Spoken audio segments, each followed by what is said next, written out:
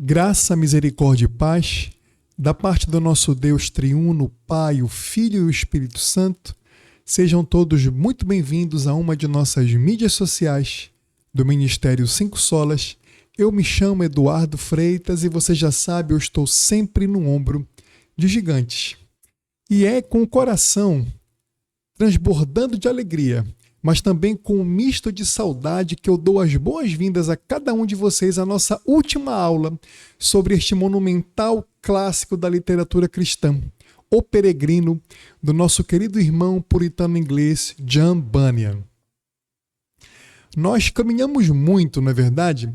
Lado a lado com o cristão, saímos da cidade da destruição, enfrentamos o pântano da desconfiança, subimos a colina da dificuldade, lutamos contra o Apolion, passamos pelo vale da sombra da morte e pela feira das vaidades.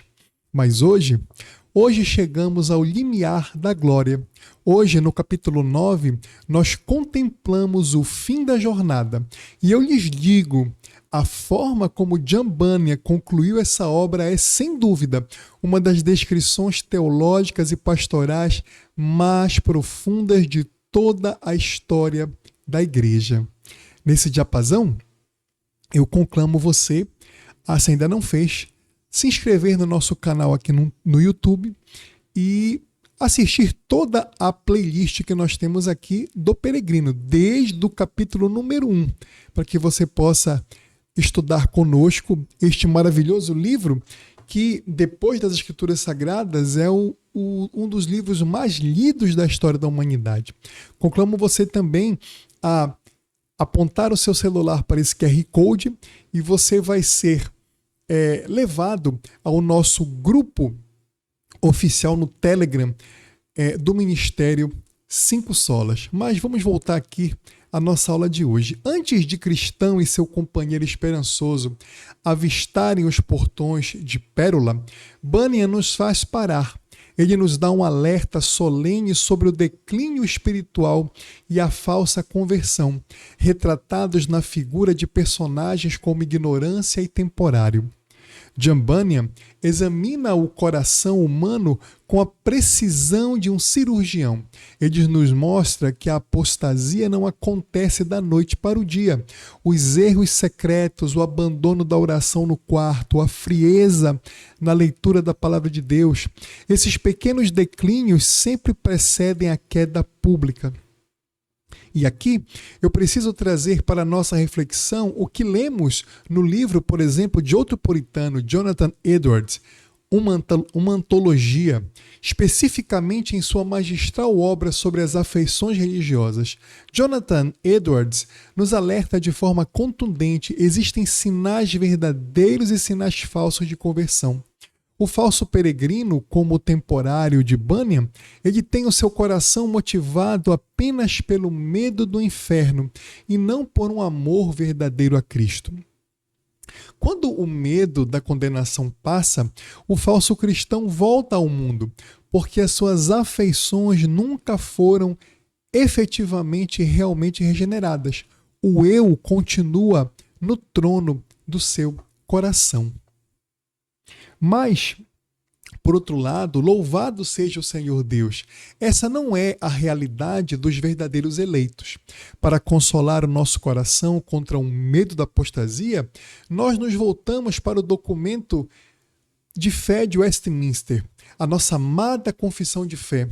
Lá no capítulo sobre a perseverança dos santos, nós somos lembrados de que aqueles a quem Deus aceitou em seu amado, chamou e santificou, não podem cair total e finalmente do estado da graça, mas com toda certeza perseverarão nele até o fim.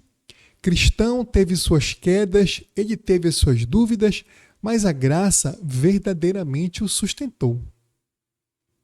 Então, meus amados, avançando em nossa história, os nossos peregrinos chegam à terra de Beulá. O ar é doce, o sol brilha constantemente, é um vislumbre do céu.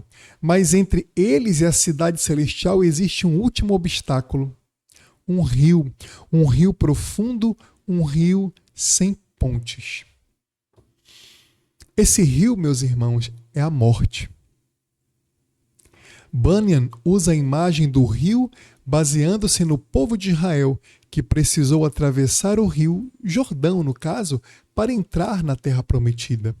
Se formos olhar o comentário bíblico de outro puritano inglês, o Matthew Henry, no volume 1 do seu Pentateuco, ao analisar o fim da vida de Moisés e a liderança de Josué na travessia do Jordão, Matthew Henry nos ensina que a Canaã terrena apontava para uma herança superior. Matthew Henry escreve com sabedoria que aqueles que são peregrinos agora serão herdeiros para sempre e que o verdadeiro descanso está além do Jordão da nossa mortalidade. A morte é essa travessia necessária para a nossa herança eterna. Mas eu pergunto, atravessar esse rio assusta você? Não assusta? Cristão entra nas águas e começa a afundar. A escuridão toma conta dele. Os pecados do passado vêm atormentar a sua mente na hora da morte. É uma luta espiritual deveras terrível. Porém, meus amados irmãos, vejam que preciosidade encontramos no livro, por exemplo, Dia a Dia com os Puritanos Ingleses. Nós lemos nestas devocionais que a morte, embora seja o último inimigo a ser vencido, ela marca para o crente o momento de uma transformação gloriosa. Os puritanos nos lembram que quando a alma deixa o corpo mortal, ela é imediatamente transportada para ouvir a voz daquele que está assentado no seu trono de glória. E é essa esperança que o esperançoso companheiro do cristão grita para ele no meio do rio: eu vejo o fundo e é firme.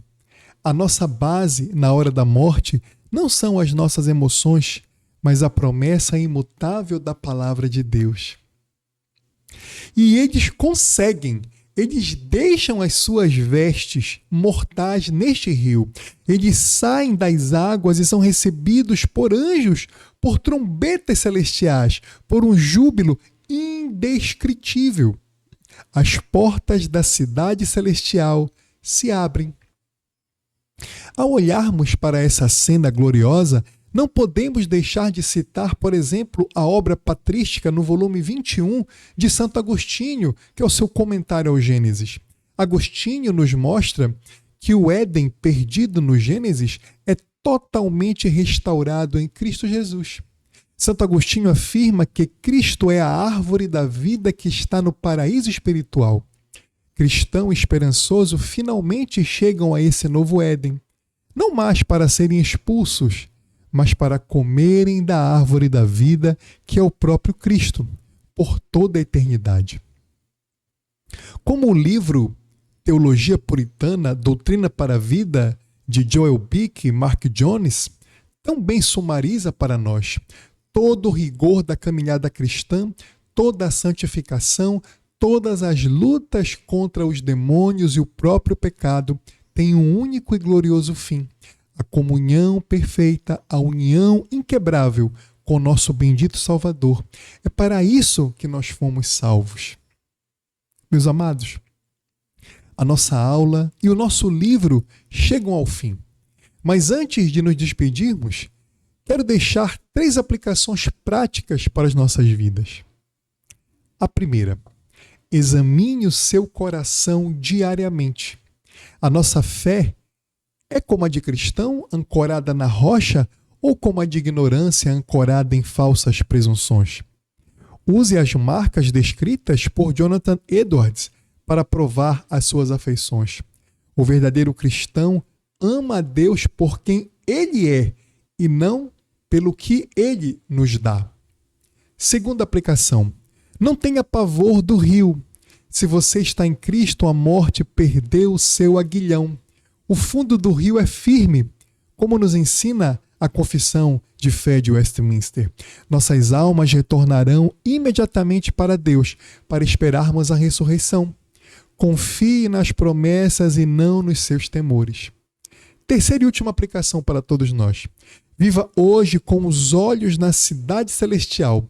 Leia sua Bíblia. Seja um puritano em sua devoção, como Matthew Henry e os grandes pais da fé, como Agostinho, por exemplo, nos ensinaram.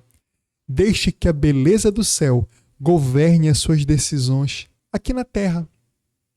Meus amados irmãos, minhas amadas irmãs, amigos e amigas, alunos aqui desta playlist, nós chegamos ao fim da nossa jornada de estudos. Eu quero expressar o meu mais profundo e sincero agradecimento a cada um de vocês. Obrigado por terem caminhado comigo aqui no Ministério 5 Solas. Obrigado por cada página lida, por cada oração, por cada momento de reflexão profunda que tivemos ao longo deste curso. Que o nosso grande Rei, o Senhor daquela cidade celestial, guarde os nossos corações e mentes. Que Ele nos mantenha firmes no caminho e que pela sua infinita graça possamos todos nós encontrar lá, do outro lado deste rio, diante do trono do Cordeiro. Deus nos abençoe rique e poderosamente. Muito obrigado e até a nossa próxima jornada de estudos aqui do Ministério 5 Solas. Fiquemos com Deus.